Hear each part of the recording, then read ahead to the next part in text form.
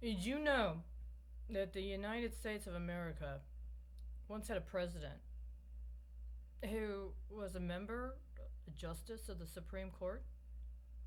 And actually, after he served as president, he ended up going back. He served on the Supreme Court of the United States. It's not a very conventional trajectory. Did you know there were members of the Supreme Court of the United States that did not even attend law school? They never got a doctor of jurisprudence or doctor of juris. They never got that. They never got the formal degree. Do you know there were people that made it to the Senate? They didn't even graduate high school, much less go to college. Did you know this happened? Did you know this is our history?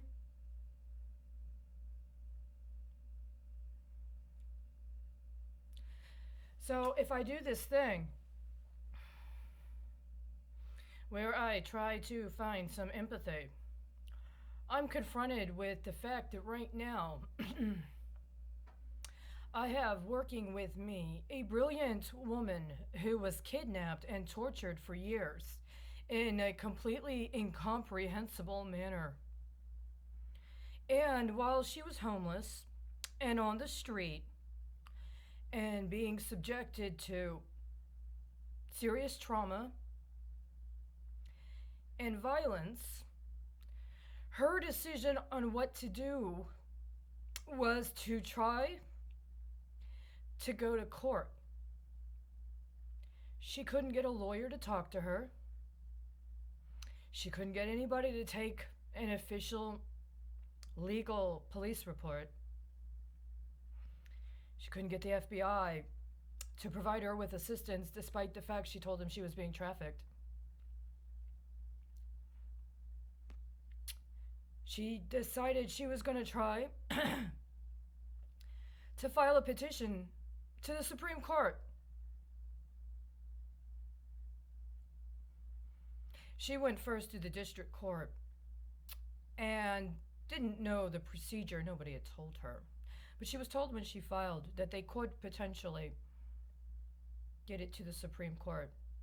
Well, now she knows how you could do that, what the motion is. She also knows that judges, including district judges, have the discretion to refer a case to another venue or to another jurisdiction in order for it to be within the appropriate jurisdiction and venue. The judges themselves have this discretion. What would prevent them from exercising it? Well, in this case, what they did is they set up an account for another case that had nothing to do with hers, but used her case. They wanted some sort of medical claim. She wanted consideration for criminal charges of trafficking in connection with racketeering and drug distribution. But at the same time, there were other matters going on because she's not just a victim. And if she had been a prosecutor, and she'd worked for what, the district attorney general? Maybe she'd have been a part of the Department of Justice, state's attorney. Maybe she was just an investigator for what, the FBI? What she needed would have been appropriated through the federal budget. HHS, HUD, I mean, that's small potatoes, right? Defrauding HUD, it's not a big deal. Defrauding Social Security, it's not a big deal.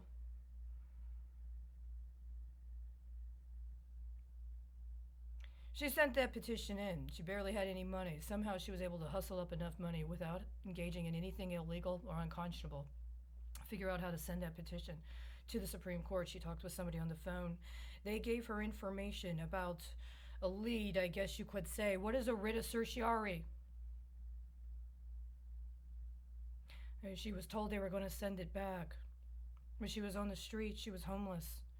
And the place that she was able to get mail banned her from being able to get mail.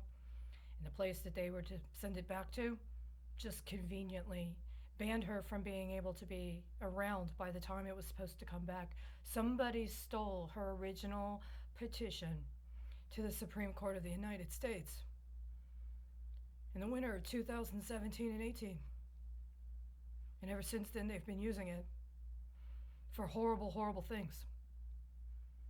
Did the Supreme Court of the United States grant a writ of certiorari in consideration of her petition within the last 10 days, but specifically within the last 3? And is somebody else right now stealing Charity Colleen Krause's identity and trying to do any number of things with her case except for what it was meant? Are you right now trying to force her to give a kickback to the local district court because they're in default very significantly? Because she's actually been able to prove that their alleged system of automation when it comes to legal filings is literally being used right now to recruit a terrorist syndicate and try to engage them in processes of infiltration of a major manufacturing facility that Congress previously held stock in while it was allegedly undergoing an economic recovery. See, that was not specifically what her charges were at the time. But that's the kind of process that was going on concurrent to what she was experiencing when she was kidnapped and when she was on the streets trying to get some sort of redress. And it had implications in other countries. You see, people want to talk about human rights, and they want to pretend like they're standing up for the rights of people in other countries where horrible, horrible things are happening. At some point in time, there was a prison in Syria. It was reported that in the very short course of time, relatively speaking, more than 13,000 people were summarily executed if they got anything put before a judge, including a magistrate judge. It was a proceeding that lasted less than 2 minutes and just signed a name on to their death warrant. The reports were that they were hung, but they were beaten first. Blood covered the floor. They died in pools of blood. The people that slept in the basement underneath could hear them screaming through the floor while they were beaten. It was said that some of them had lost weight. They didn't have any food to eat, and they were so light that when they were hung, somebody had to put their arms around them or grab them and pull them down on the noose to snap their neck because their body weight alone was not enough to see to their suffocation, to break their neck.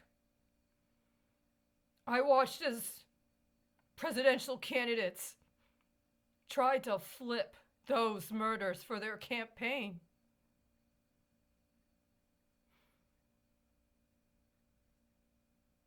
They lied.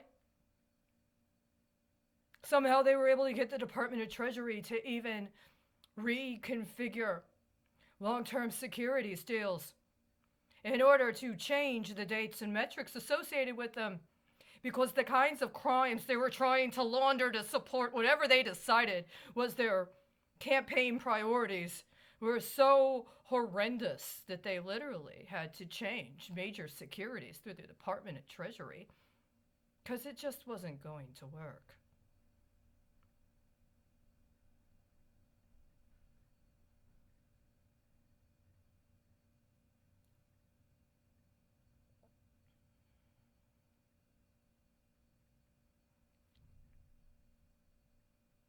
Did you steal my petition to the Supreme Court of the United States and try to use it to prop up narco-terrorists that right now are intentionally engaging in processes of sabotage around the safe handling of chemical and radiological materials while they moonlight that they're going to get some job through a third-party labor agency temporarily until they accrue enough time to get union benefits, while the rest of us do what? Don't make the mistake of thinking we're on the same team. If you did that or you agreed to cooperate with that, I don't give a shit if you've got a graduate degree and a black robe or if you got a broom and steel-toed boots. I really don't. What do you think would happen if they took you to Sanaya in Syria? What do you think would happen if the tide changed and somebody said they needed you extradited to be put on trial for massive war crimes? What recourse do you have? Do you not believe that such a thing could happen? Do you believe you're just going to be able to get away with continuing to use what children we have left as human shields? You went way too far.